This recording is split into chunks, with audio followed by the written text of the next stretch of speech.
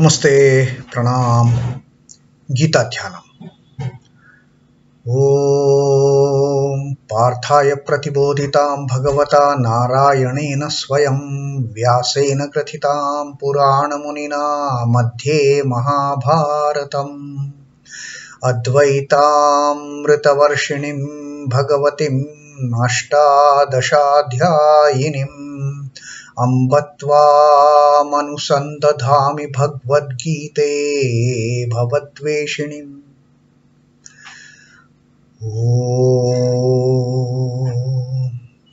O Bhagavad Gita, with which Lord Narayana himself gave enlightenment to Partha, the ancient sage Vyasa included it in the Mahabharata. O Goddess, showerer of the nectar-like knowledge of non-dualism contained in your 18 chapters. O my affectionate mother, the destroyer of rebirth, I meditate upon thee. Krishna Vandana. Vasudeva Sutam Devam Kansachanura Mardanam Devaki Paramanandam Krishnam Vande Jagadgurum. Son of Vasudeva, the slayer of Kansa and Chanur, extreme delight for Mother Devaki, O Lord Krishna, the supreme teacher of the universe, my salutations to you. So our reading of Srimad Bhagavad Gita, the 13th Adhyaya of Kshetradnya Yoga, and Krishna telling us in depth. Although he said, I will tell you in brief. Now he has started explaining in a very detailed way for that matter, giving the description of different qualities that are needed by this Kshetra, by this field, by this body, in order to make it capable of knowing the Kshetradnya, of getting the knowledge of who is the real owner of this Kshetra. Am I the owner? This little body? No way. The Kshetradnya Krishna has already declared, I am the Kshetradnya. But we need to make an effort to know, to have this understanding. And with the ordinary attitudes that we possess, it is not possible to have that knowledge, to have that understanding. And therefore Krishna is telling us what kind of prerequisites are required by this Kshetra. What kind of qualities this Kshetra should imbibe in order to gain that knowledge. And in our last reading, of course, 7th and 8th Shloka, he had told us the 12 qualities. 9th Shloka that we read last, again, Sri Krishna had told us about that having a utter dispassion towards the senses and the sense objects. Indriyartheshu asakti. Asakti is a non-attachment. Indriyartheshu that he had told us in 8th Shloka. Indriyartheshu vairagyam. Now, having attained that quality, now Sri Krishna says we should also have developed the non-attachment, asakti. Asakti we should develop for what? Asakti as well as anabhishvangaha. Asakti as well as non-identification of the self. With what? Non-identification of the self with putradara gruhadishu. That this self is no way attached to my children, to my spouse, to my house, to my properties, or whatever I consider is my possession belonging to me.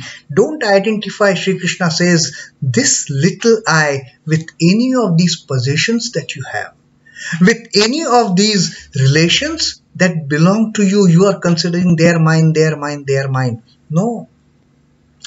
They are incidentally yours, but in reality, they belong to the Lord.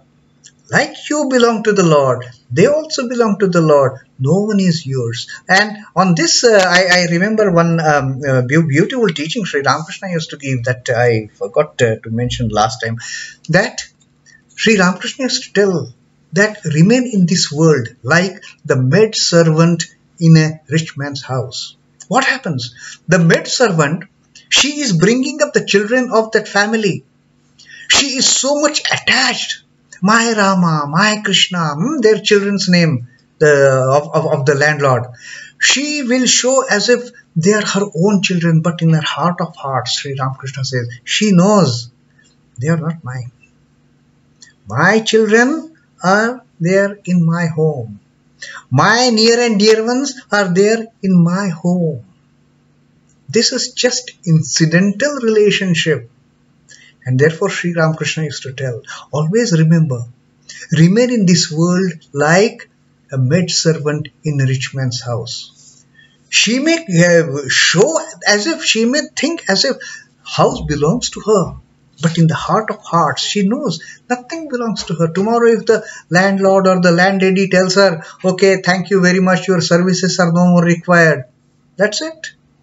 Then no more, if the name of that landlady's son is say Rama, then Rama is no more with me.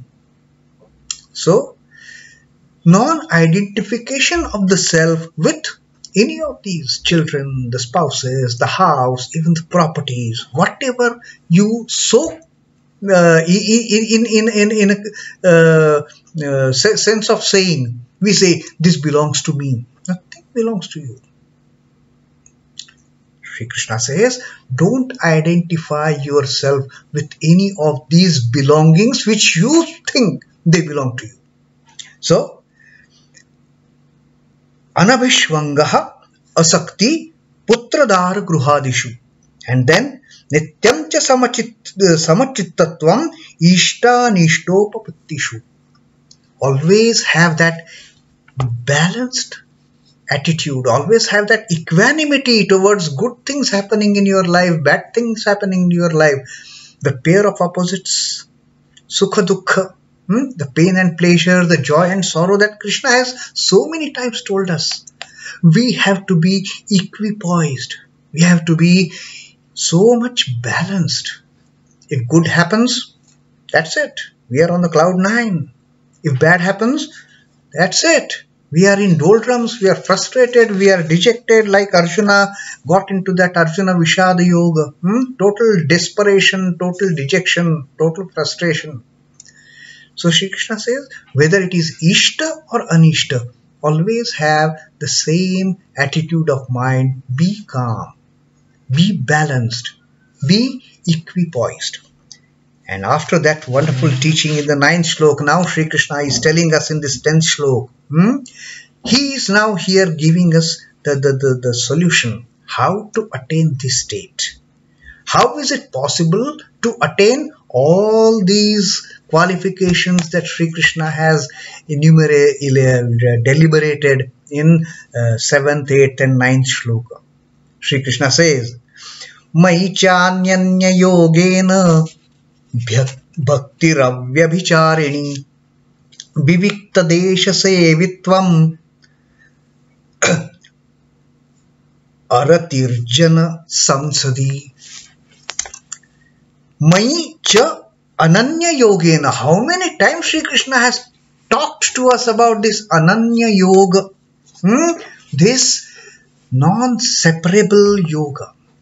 There is no other thought when we are devoting ourselves to the Lord. Mayi cānanyayogena. And with that non-separable attitude, the attitude of non-separation from me, of that yoga when one follows. And bhaktiravyabhicāriṇī, the devotion which is unswerving. Vyabhichara is jumping from one place to another. That's usually the term vyabhichara is used for. But Sri Krishna wants our bhakti avyabhicāriṇī. Today devoted to this deity, tomorrow devoted to that deity, today devoted to this guru, tomorrow devoted to that guru. There is no fixity. There is no the focus as such. So Sri Krishna wants this devotion to be unswerving. If you have developed devotion for X deity, have a firm devotion for that X deity. If it is God, if it is Goddess, whichever is your Ishta, the moment you had developed that relationship and you start having, develop that devotional relationship, then make it unswerving. Don't make it jump from one place to another then. So, Ananya Bhakti, cānanyayogena, make that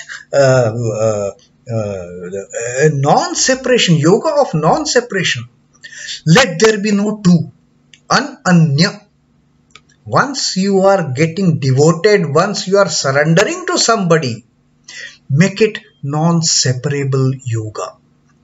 Then it becomes a single focus. Then don't bring another element to it. It is then, let not that yoga be divisive. Today here, tomorrow there. Let that bhakti be unswerving. Today here, tomorrow there. Sri Krishna says that doesn't work. Jumping from one place to another place. The vyabhichari bhakti doesn't work at all. The bhakti has to be avyabhicāriṇī. Absolute non-swerving. Absolute single focused.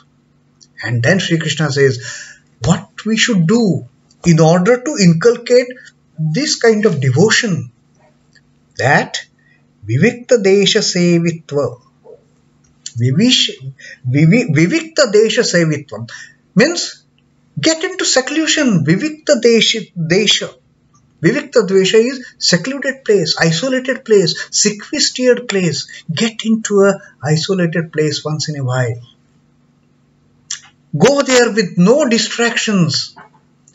No television, no mobile, no social networks. Get into seclusion. Get into a sequestered place. Viviktadeśasevitvam. Aratirjanasaṃsadi. Aratirjanasaṃsadi is develop distaste for society of men. Aratihi. Develop distaste. You get to that position of you are getting away from the maddening crowd. A stage comes in the life of a devotee when devotee doesn't like company of people. The place is secluded. There is no maddening crowd around. So that the devotee even gets a kind of opportunities to get tempted within that crowd. So Sri Krishna says, at times there has to be a situation where you place yourself at an isolated place. You place yourself at a sequestered place, all alone. Once in a while it is a must. And away from the maddening crowd. That aratirjanasaṃsadi. Let there be no crowd. Let there be no people who are going to be the distractors for my tapasya, for my sadhana, for my austerities of developing this devotional bonding with my Ishta. And that Ishta has to be one and only one. No vyabhichar in that. That devotion has to be with only one deity. That devotion has to be single-pointed, unswerving, and mayi cānanyayogena. No feeling of, don't bring any other element in that yoga than once you are dedicated to me. Just be dedicated to me. Don't bring in another element. Don't jump from one deity to another in your devotion. Get into seclusion. Get into a sequestered, isolated place once in a while and be away from the maddening crowd which can create distractions for your sadhana. As simple as that. Such a beautiful way out Sri Krishna has given in order to develop those attributes, those qualities, those prerequisites that Krishna wants us to develop in this Kshetra. Unswerving devotion to me in yoga of non-separation. Resort to isolated places, resort to sequestered places, and distaste for the society of men. A stage comes in the life of a devotee that utter distaste, and then the devotee even doesn't like company of devotees. Devotee only wants the company of his chosen ideal, his Ishta Devata. That is the only company the devotee wants then. So this is a place endowed with natural beauty, pleasing and elevating to the mind, quite healthy and free from disturbance by wild animals, is to be selected by sadhaka for the residence. Now it may not be possible, but then we have all these the beautiful places of isolated pilgrimages. We go to ashramas, and in all these ashramas we will find there are places which are so secluded that there is no crowd, there is no noise. And in those secluded places, one such place I remember, I had gone to Ramakrishna Math Kaldi in Kerala, and such a beautiful the place that is. They have got guest rooms as such, and so isolated, such a peace, such a tranquility over there. One automatically gets into that mood of Ananya Yoga, what Sri Krishna is talking about. Once you go at such a place, which is absolutely serene, secluded place, you get into that meditative mood. A very strong meditative automatically comes on us.